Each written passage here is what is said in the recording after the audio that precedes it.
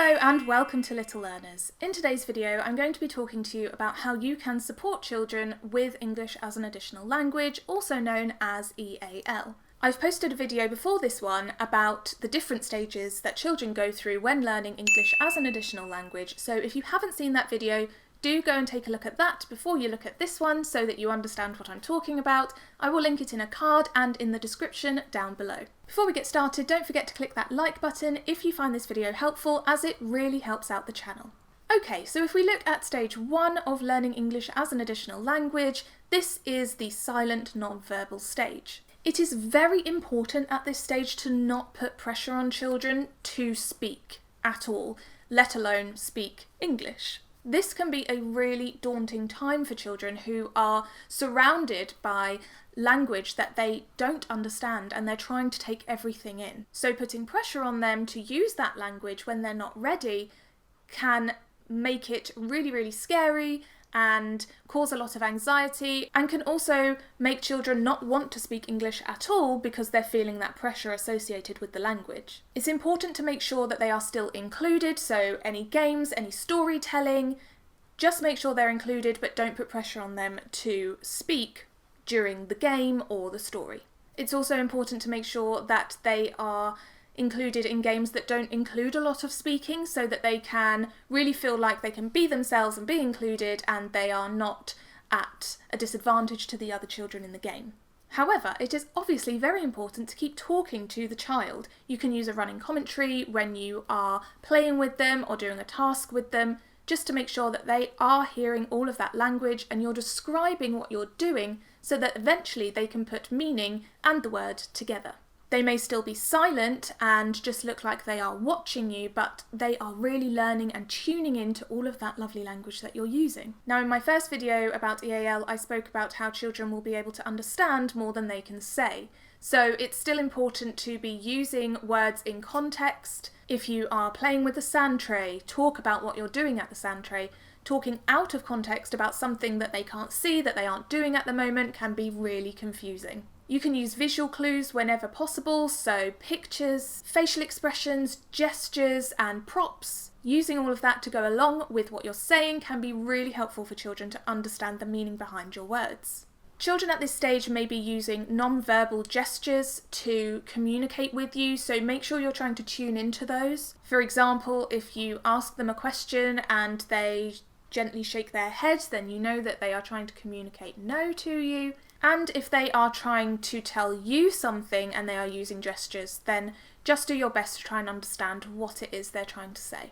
And if possible, you can try to use some of their home language, maybe find someone who does speak their home language, just so that they feel a little bit more comfortable. But I would say that in my experience, it's really important to immerse the child in English and not rely on their home language too much, because that can often have the opposite effect and stop them from progressing with English because they have their home language to fall back on.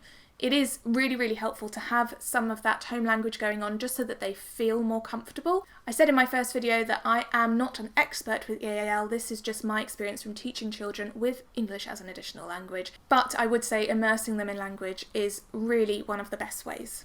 So as we get to kind of the middle of stage 1 and children are starting to use some language, it's really important that you encourage and really react positively to any attempts to use the English language. For example, if they say play and it's about to be playtime, you can say, yes, it is playtime, well done.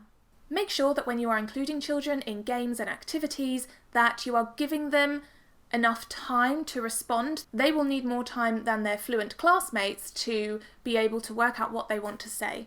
Make sure you're still using familiar objects, pictures, gestures to encourage that talk. Repetition is great here, so make sure that you're offering lots of opportunities for this, so stories, rhymes, songs that include repetition that they can then join in with and start copying some language that you're using that they're hearing a lot. Great stories for this are things like The Very Hungry Caterpillar, Brown Bear, and We're Going on a Bear Hunt.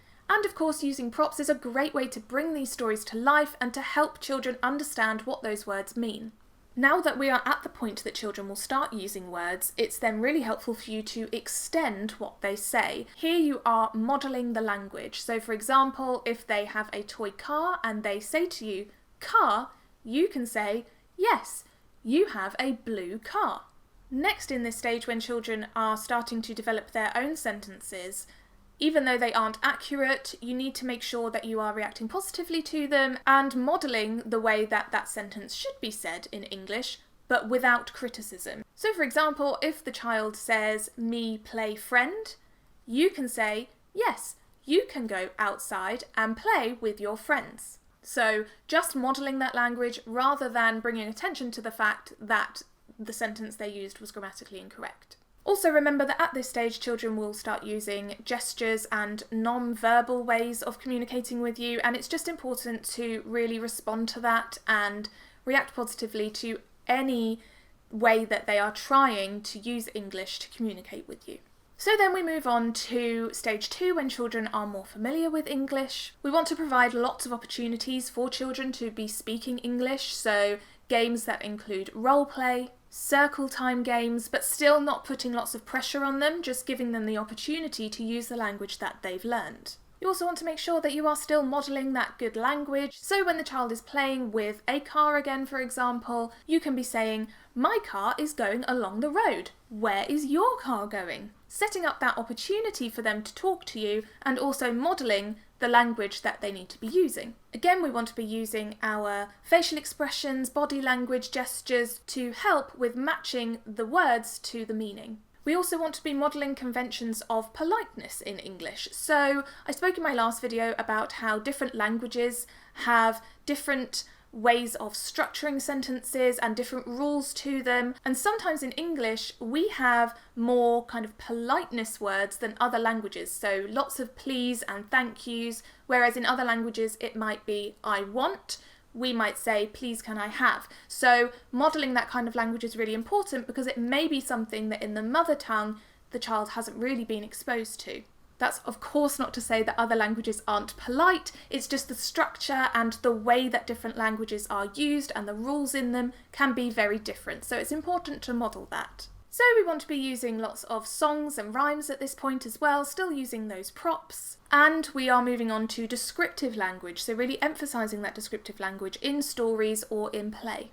If you are concentrating on certain words, such as big and small, you want to be using those in different contexts. So when they are playing with the cars, when they are playing at the sand pit, just giving them opportunities to use that language and hear it in different contexts. And think about what kind of language structures you can reinforce with different activities. So for example, if you are doing a boat race in the water tray, you can be talking about first, second and third.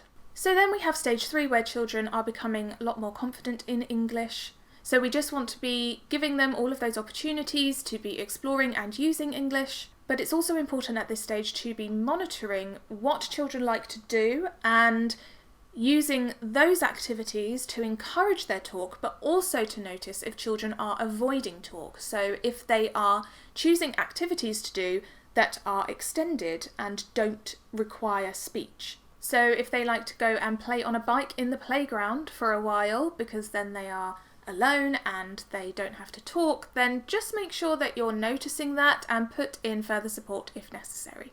Then we have stage 4 where children are pretty much fluent in English. Now we just want to be making sure that they are exposed to more detailed language. We are modelling and exposing them to language that has more description, more words that they may not have come across before. So if they usually use the word toy to refer to toys, you might then start using words like teddy bear, car, Lego to differentiate between the different toys. And we want to be using open-ended questions here to really give them a chance to use the language that they've learnt.